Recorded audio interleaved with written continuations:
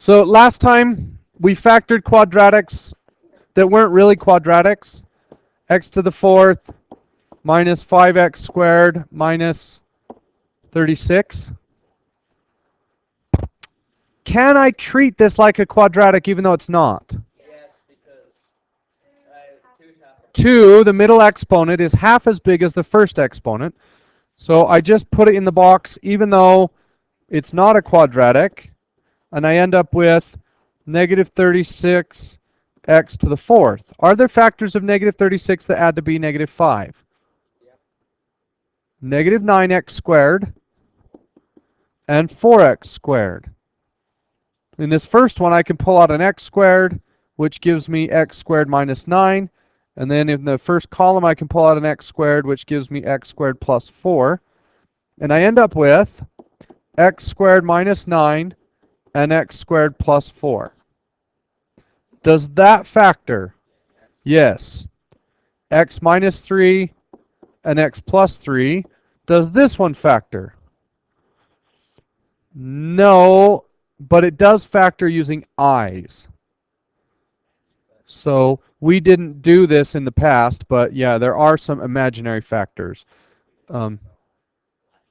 Yeah, you've seen I before. So we're not going to worry too much about that right now.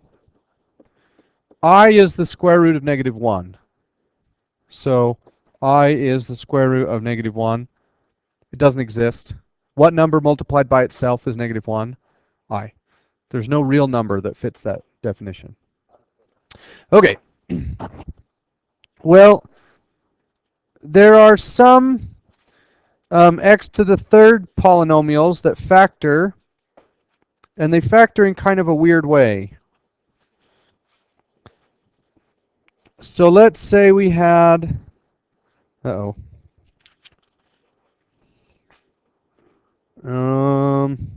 got to have an example somewhere.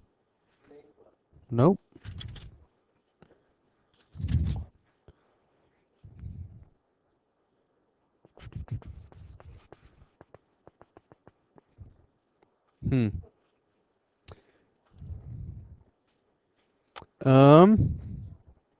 Okay, that one would work. Sorry, I need to find an example.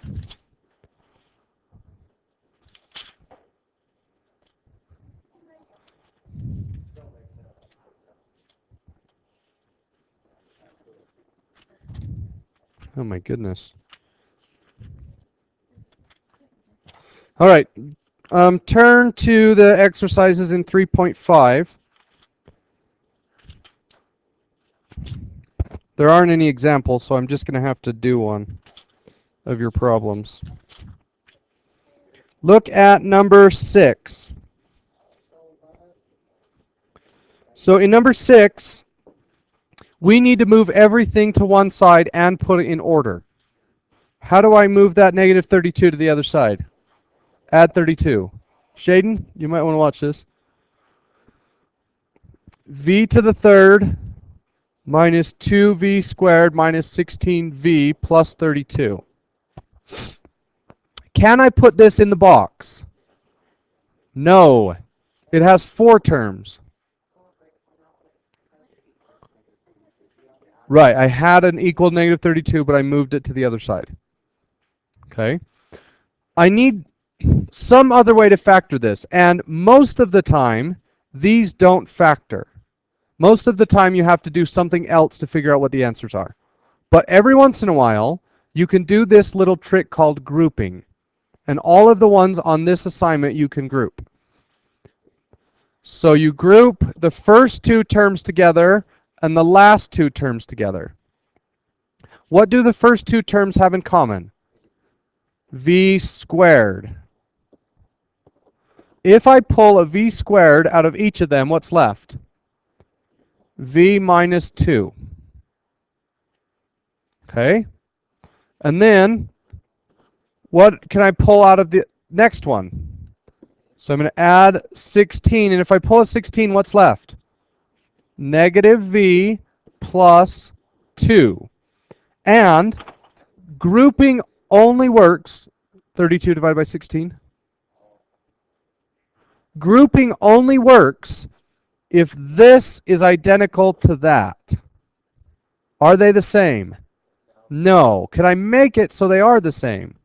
Yes. Instead of pulling out a 16, let's pull out a negative 16. And then that would give me v minus 2.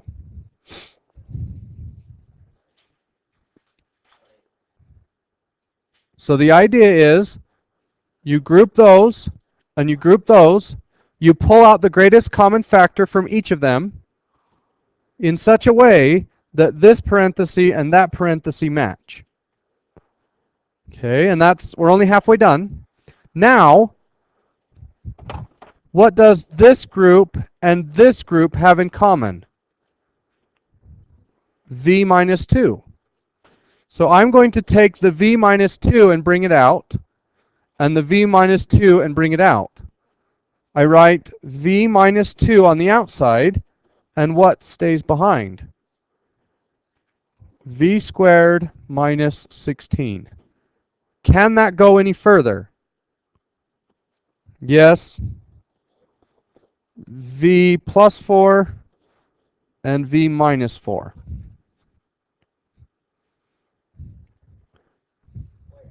Reagan, what are you doing? Texting? What is that? You doing your nails? Oh. Okay. I thought you were writing love notes. You might want to pay attention to this. Yes. Because this is V times V minus 4 times 4. It's a difference of perfect squares. Okay, let's do number 9. Number 9 says, well, first of all, I need to get everything on the same side. Do I want to move everything to the left or everything to the right?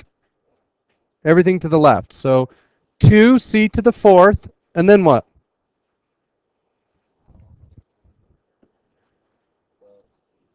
Nope. Negative 6c to the 3rd, and then negative 12c squared, and the last one, plus 36c. Can I simplify this at all? Yes, pull out a more than c, 2c. I want to pull out a 2c. Oh, in that last one, I forgot to write v is negative 2 and plus or minus 4. We didn't do that. So on the last problem, you had, or was it positive 2? It'd be positive 2. V is 2 and plus or minus 4. Okay, sorry. If I pull out a 2c, I'm left with c to the 3rd minus 3c squared minus 6c plus 18. Now I group. Group this and group that. 2c times, what can I take out of the first group? C squared, and I'm left with c minus 3.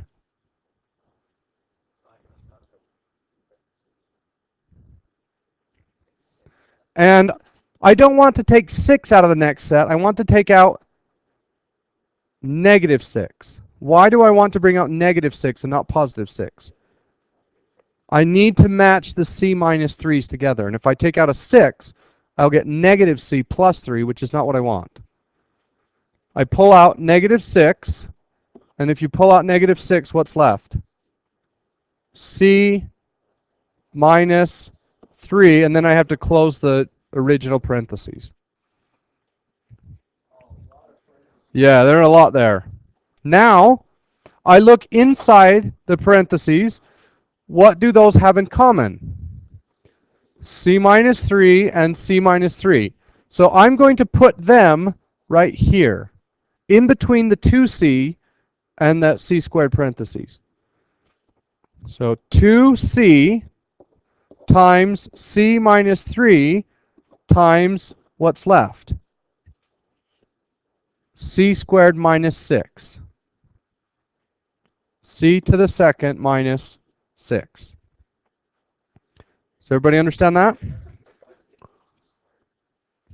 Well, when I pulled out a c squared here, it went right there. And then I took this away, and I took this away, which means I'm left with c squared and negative 6. So the 2c stayed. The c plus 3 ended up, or the c minus 3 ended up in between.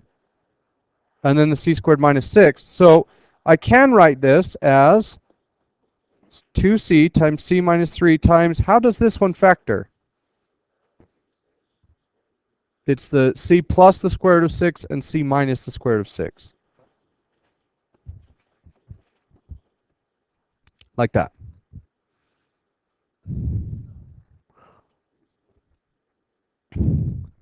Those are the factors. Now what are the roots? Should have 4 roots. What are they? 0. This one gives me a 0. This one is 3.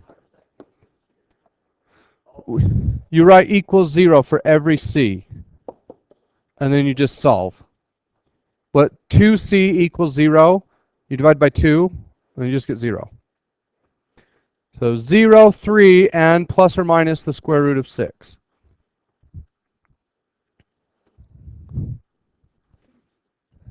Okay.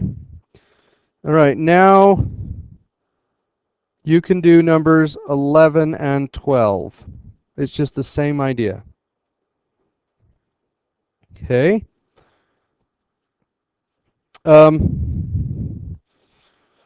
Ooh, do we want to sketch graphs? Fundamental theorem of algebra. I don't think we're going to worry about that. Okay. So if you look at 13 through 20, you're just going to do the same thing. Okay, you're going to solve, find the zeros means solve. So we're going to do, so 13 through 20, you do exactly like you did in the problem before. Okay. Well, hold on. I think we're just going to do the odds. And then when you get to number 25, grouping no longer works, or factoring no longer works. So number 13, you can pull out an x squared and then use the box. And 15, you can pull out an x to the 4th and then use the box. Okay? So for instance, let's do number 13. X to the 4th plus x to the 3rd minus 6x squared. What can I pull out? X squared. And I get x squared plus x minus 6. And now I can put this in the box. X squared and negative 6. Are there factors of negative 6 that add to be 1? 3x and negative 2x. This would be x and x plus 3 and x minus 2. So what are the roots? This one would give me negative 3, and this one would give me 2, and this one will give me 0. And that's actually 0 twice. It's actually 0 and 0.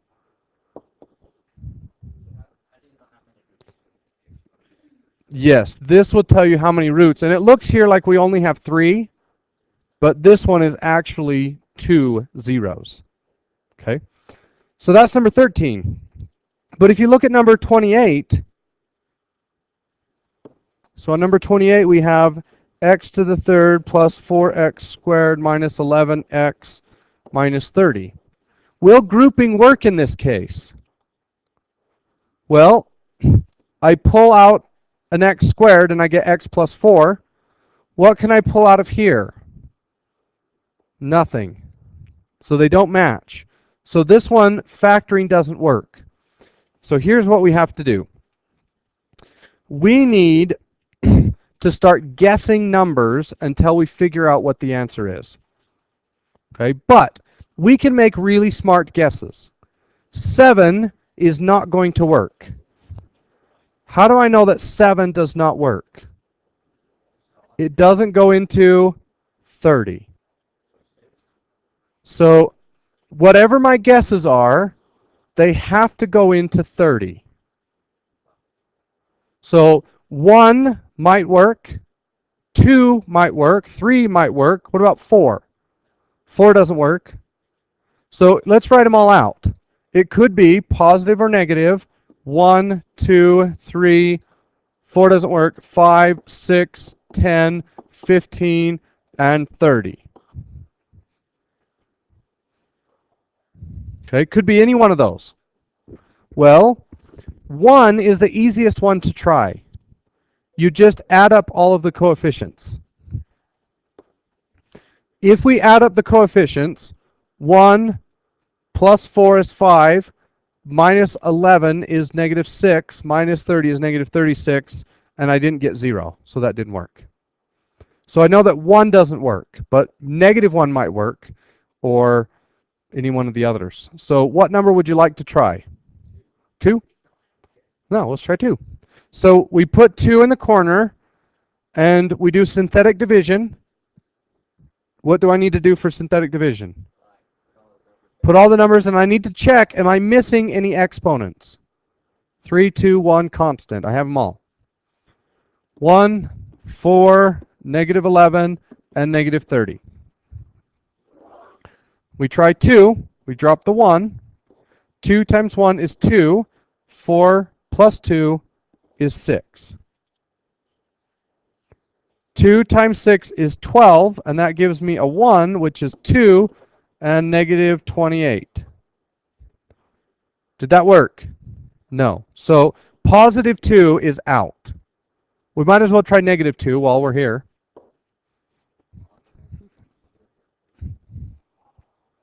So with negative 2, I drop the 1, negative 2. That will give me 2, negative 4, which is negative 15. Negative 2 times 15 is 30, which is 0. So negative 2 is one of the answers. There are 3. Okay, so I know x equals negative 2. That's one answer. I need 2 more. Now the cool thing is, some of these numbers can be crossed off now. Because I come up with a new equation. My original equation was x to the third. So my new equation starts with 1x squared. Right? I got rid of one of my roots. So I changed it from an x to the third equation to an x squared equation. X squared plus 2x minus 15. Now, this number down here will create my new list of possible roots. Right? But it's much smaller than it was before. Can I cross off any of these roots? I can now cross off 2 and 6 and 10 and 30. Because none of those numbers go into 15. Does that make sense? And I could keep guessing if I wanted to. But once you have an x squared equation, we know how to solve those. How would you solve this? You would use the box. Yep. You can keep guessing if you want, but you don't need to. X squared and negative 15, negative 15x squared. Are there factors of negative 15 that add to be 2? Plus 5x and minus 3x. Okay? So x plus 5, and x minus 3. What are my other 2 roots? 3 and negative 5. So 3 and negative 5. And notice, 2 times 3 is 6, times 5 is 30. That will always happen. Yes, you go to the constant, and that number will tell you what the roots could be. So my original roots could have been any of these. But I know that all of the roots together will multiply to be that number, 30.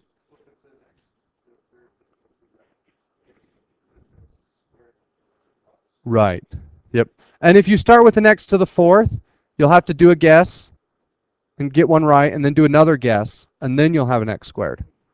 Let me see if I can find one of those. Nope, we don't have any.